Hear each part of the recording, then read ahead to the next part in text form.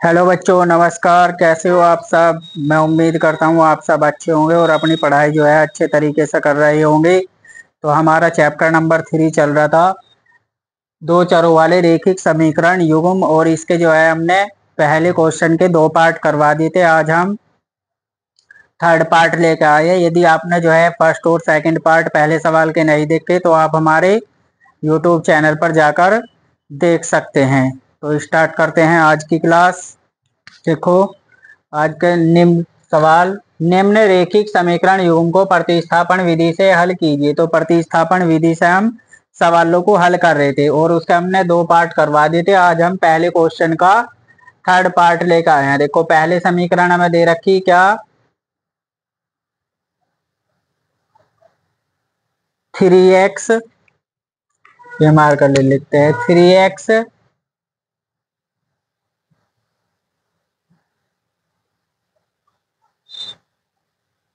ये दे रखा हमें 3x minus Y is equal to 3।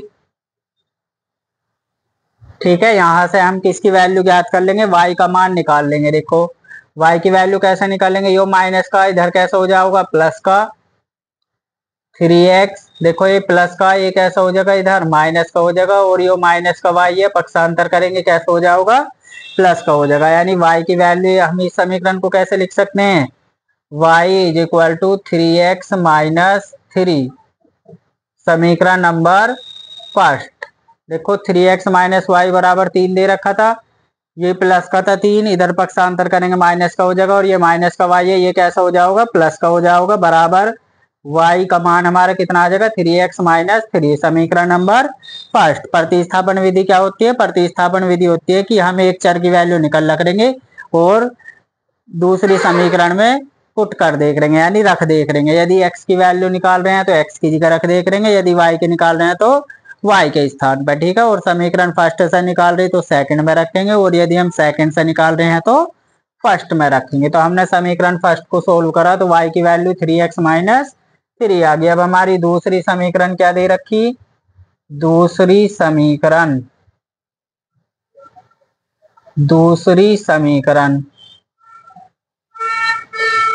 जो दूसरी समीकरण है वो है हमारी कितनी, 9x minus 3y is equal to 9। ठीक है, अब देखो, यदि हम इस समीकरण को देखें, यहाँ 9 है, यहाँ 3 है, यहाँ 9 है, तो 9 भी 3 के पाड़े में आता है, 3 भी और 9 भी। तो हम क्या कर सकते हैं, इस समीकरण को 3 से भाग कर सकते हैं। तो क्या लिखेंगे, समीकरण को समीकरण को 3 से भाग करने पर, 3 से भाग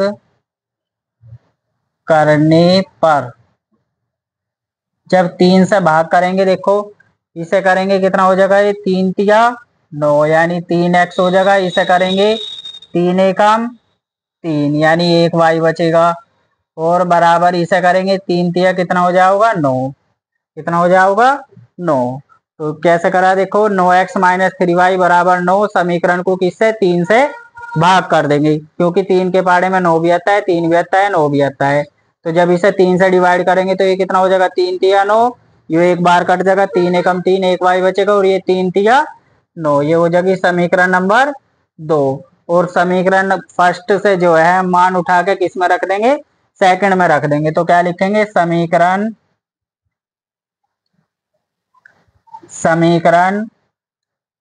फर्स्ट से y का मान रखने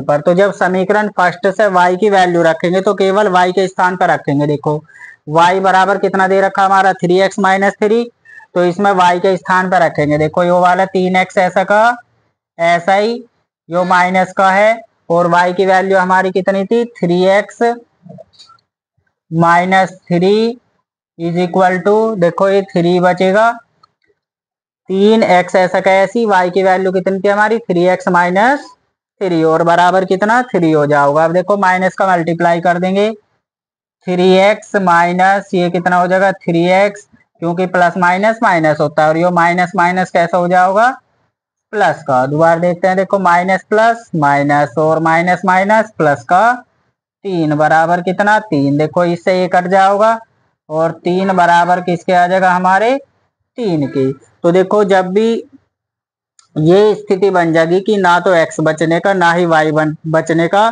तो हमने तुम्हें एक स्थिति बताई थी कि a1 अपोन a2 बराबर b1 अपोन b2 बराबर c1 अपोन c2। यदि यो वाली स्थिति तुम्हें याद हो, यो मैंने समझाई थी तुम्हें। इस स्थिति में क्या होता है, समीकरण के अपरिमित रूप से अनेक हल होते हैं, ठीक है। यानी जितने x की वैल्यू रखते चल जाओगे उतनी ही हमारी उसी प्रकार से y की निकलती चल जाएंगी। तो क्या लिख देंगे केवल यहाँ पे, क्योंकि ना तो यहाँ x बचा ना हमारा y बचा, तो क्या लिखेंगे, समीकरण के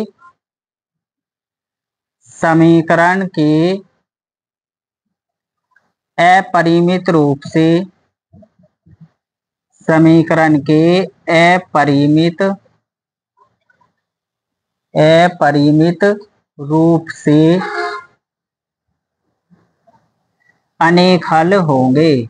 क्या होंगे, अनेक हल होंगे, अनेक हल होंगे। यो हो जाएगा इस सवाल का आंसर। तो यो आज का सवाल था हमारा। मैं उम्मीद करता हूँ आप सबकी जो है यो अच्छे तरीके से समझ में आ गया होगा।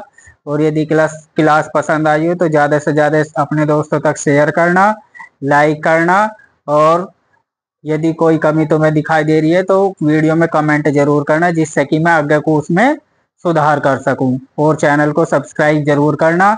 और हमारे चैनल का नाम जो है हमने थोड़ा सा चेंज कर दिया था, वो अब हमने रख दिया है क्या, देखो यहाँ लिख देते हैं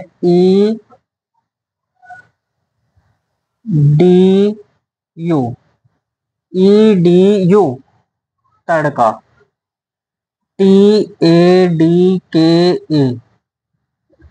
जब आप इसे YouTube में जाकर जो है यानी चैनल पे सर्च पे जाओगे, YouTube एप्लीकेशन में जाकर वहां सर्च करोगे EDU तड़का, तो तुम्हें जो है यही चैनल निकल के आएगा, ठीक है। तो ज़्यादा से ज़्यादा इस वीडियो को शेयर करना और चैनल को सब्सक्राइब जरूर करना।